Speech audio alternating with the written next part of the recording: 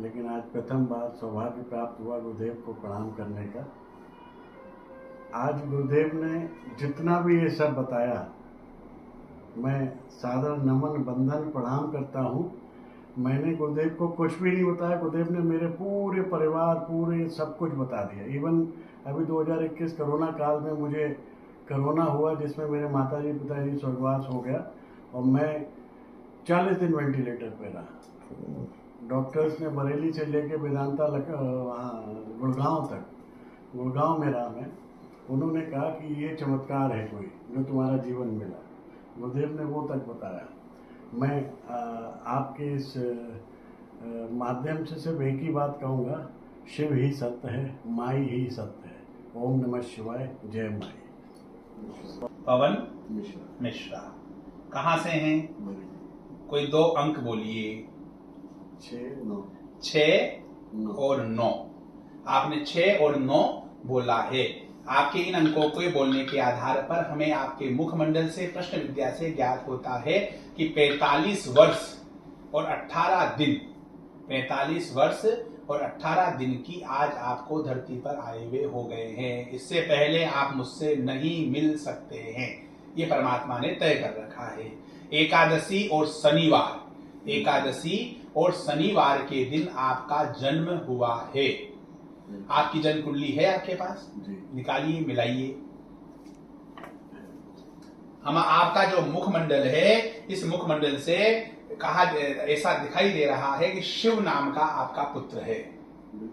शिव नामक का आपका एक पुत्र है। रश्मि नाम की आपकी धर्म पत्नी है। ऐसा आपके मुखमंडल से, प्रश्न विद्या से, गुरुदेव की कृपा से हमें प्राप्त हो रहा है। कुंडली मिलाइए। आपका मेष लग्न है। देखिए आप 1 नंबर लग्न है मेष, खाली है। 2 नंबर में सूर्य और बुध है। 3 नंबर में शुक्र है। 4 खाली है। 5 में गुरु, शनि, मंगल और राहु है। 6 में चंद्रमा है। 7 खाली है। 8 खाली है। 9 खाली है। 10 खाली है। 11 में केतु है और 12 रिक्त है। 1 वापस लग्न आ गया है। इस कुंडली के आधार पर लगता है कि आपका पुनर्जन्म हुआ है। एक भयंकर व्याधि से आप पीड़ित हो गए थे और आप मरणासन अवस्था में आ गए थे। परमात्मा की कृपा से, महाकाल की कृपा से, और कुछ जागेश्वर नाम का एक स्थान इसमें आ रहा है। उस जागेश्वर नाम के स्थान की कृपा से आपका पुनर्जन्म हुआ है, अर्थात मृत्यु को मात दे करके आप वापस आए हैं। ऐसा मुझे लगता है। 25 दिन वेंटिलेटर पे रहा। 25 दिन आप वेंटिलेटर पे रहे और डॉक्टर्स ने हाथ खड़े सबने, कर दिए। हॉस्पिटल है, सबने खड़े कर चिकित्सा संस्थान आप चलाते हैं, सबने हॉस्पिटल में भी आपके हाथ खड़े कर दिए गए। लेकिन उसके बावजूद भी उस नारायण की कृपा से, विज्ञान को मात दे करके, ईश्वरीय कृपा के माध्यम से आपका पुनर्जन्म हुआ है। ऐसा इस कुंडली में लिखा हुआ है। जगदीश जी कौन है? ये आपके पिताजी थे जिनका देवलोक गमन हो गया है। निशा आपकी बहन है जिनके पति सुशील है। निशा आपकी बहन है जिनके पति का नाम सुशील है। और नीमा आपकी दूसरी बहन है जिनके पति का नाम विवेक है। त्रिपाठी लगाते हैं और वो कोई भारतीय प्रशासनिक सेवा से जुड़े हुए है, ऐसा हमें ज्ञात होता है। विवेक नाम के एक और व्यक्ति है आपके, वो दुबे हैं और वो इंजीनियर होने चाहिए।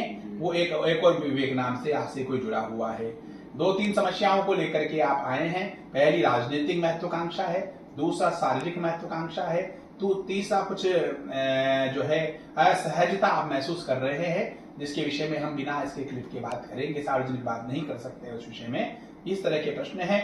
आपके पूर्वजों से संबंधित कोई समस्या आपको है तो उसके लिए हमने आपको अमावस्या के दिन आपको गाय को चारा और गुड़ खिलाना है। दुर्गा सप्तशती की अर्गला स्तोत्र के पाठ करने हैं और दीपदान, भैरव दीपदान आपको जो आने वाली अष्टमी है 18 जून को किसी योग्य विद्वान पंडित से आप हमारी बात करा दीजिएगा और उनसे भैरव दीपदान कराइए। ये सब गुरु कृपा के माध्यम से हो पा रहा है। हमें सनातन धर्म के वैज्ञानिक स्वरूप को जन जन तक पहुंचाना है। लोगों को आडंबरों से, पाखंडों से, अंधविश्वासों से मुक्त करना है। विज्ञान सम्मत धर्म की स्थापना करनी है। कर्म ही पूजा है, इस बात को स्थापित करना है। 2 वाक्य हैं, ईश्वर भी है और ईश्वर ही है।